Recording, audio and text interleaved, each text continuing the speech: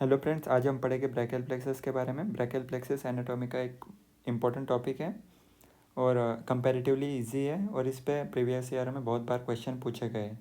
तो हम brachial plexus में क्या क्या देखेंगे, मतलब क्या क्या पढ़ेंगे। तो पहला हम पढ़ेंगे उसके roots, trunk, division, cord, branches और क्लिनिकल्स। क्लिनिकल्स बहुत इंपॉर्टेंट है क्योंकि कभी कभी एग्जामिनर इससे शॉर्ट क्वेश्चन पूछ सकता है। ठीक है। ये रूट्स, ट्रंक, डिवीजन, कॉर्ड और ब्रांचेस के लिए मैं आपको एक सिंपल डायग्राम बताऊंगा। अगर आपने वो डायग्राम अच्छे से याद कर ली, उसको समझ लिया, तो ये आप बहुत आसानी से लिख पाओगे। कभी कभी क्या होता है कि एग्जामिनर है ना, सीधा ब्रैकियल प्लेक्सस पे क्वेश्चन ना पूछ के क्लिनिकल क्वेश्चन देगा। तो आपको वहाँ पर आइडेंटिफाई करना पड़ेगा कि मतलब वो कंडीशन देख के कि ब्रैकियल प्लेक्सस के बारे में पूछा गया है, और फिर उसमें roots, trunk, division, cord, branches वो सब लिखना पड़ेगा। आपका डायग्नोसिस भी लिखना पड़ेगा।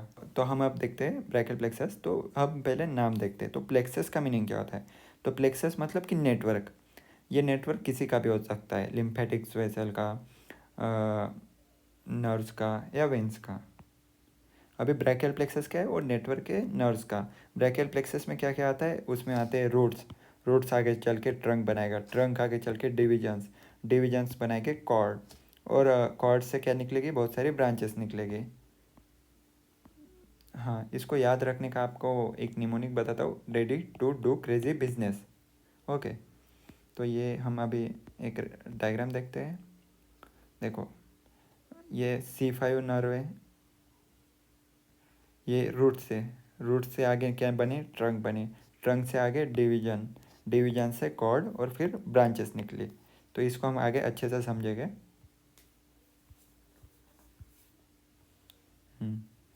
तो अब देखते हैं फॉर्मेशन। फॉर्मेशन में क्या, ब्रैकियल प्लेक्सस किससे बनता है कि यूनियन हो anterior primary रेमाई of spinal nerve C5, C6, C7, C8 और T1 का। और कभी कभी इसमें क्या होता है, C4 और T2 भी इन्वॉल्व होता है। तो अब आप पूछोगे कि भैया एंटीरियर प्राइमरी रेमाई क्या है? तो ये क्रॉस सेक्शन है स्पाइनल कॉर्ड का। इसमें क्या, बाहर वाइट मैटर, अंदर ग्रे मैटर। ग्रे मैटर में हॉर्न्स होते हैं, ये पोस्टीरियर हॉर्न, ये एंटीरियर हॉर्न। पोस्टीरियर हॉर्न से भी रूट्स निकलते हैं, उसको बोलते हैं डॉर्सल रूट। एंटीरियर हॉर्न से रूट निकलते हैं, उसको बोलते हैं हम वेंट्रल रूट। दोनों रूट्स मिलके वर्टिब्रल कॉलम के बाहर और स्पाइनल स्पाइनल नर्व बनाते हैं। ठीक है। स्पाइनल नर्व आगे डिवाइड होती है एंटीरियर रेमस में और पोस्टीरियर रेमस में। तो वही देखो, ये वर्टिब्रल कॉलम है, उसके अंदर स्पाइनल नर्व।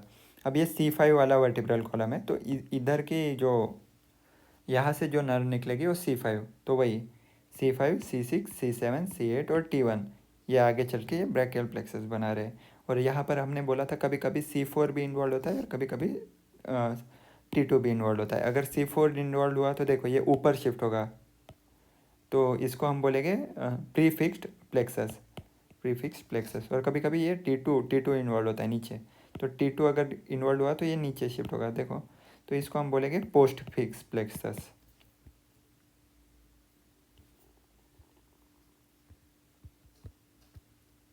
हाँ, तो अभी देखते हैं, ये फर्स्ट पॉइंट तो आपको क्लियर हो ही गया होगा। उसके बाद हाँ, तो सेगमेंट कभी कभी ऊपर शिफ्ट हो सकता है या कभी कभी नीचे। अगर ऊपर शिफ्ट हुआ तो उसमें मैंने बोला था आपको कि C4 इन्वॉल्व होता है, तो उसको क्या बोलेंगे हम? Prefixed plexus. और अगर नीचे शिफ्ट हुआ तो T2 इन्वॉल्व होगा, तो उसको बोलेंगे हम पोस्ट फिक्स्ड प्लेक्सस। ये था ब्रैकियल प्लेक्सस के फॉर्मेशन के बारे में।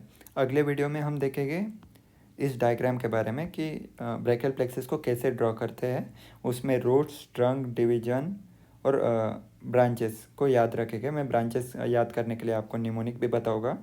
Thank you so much. Like, share and subscribe.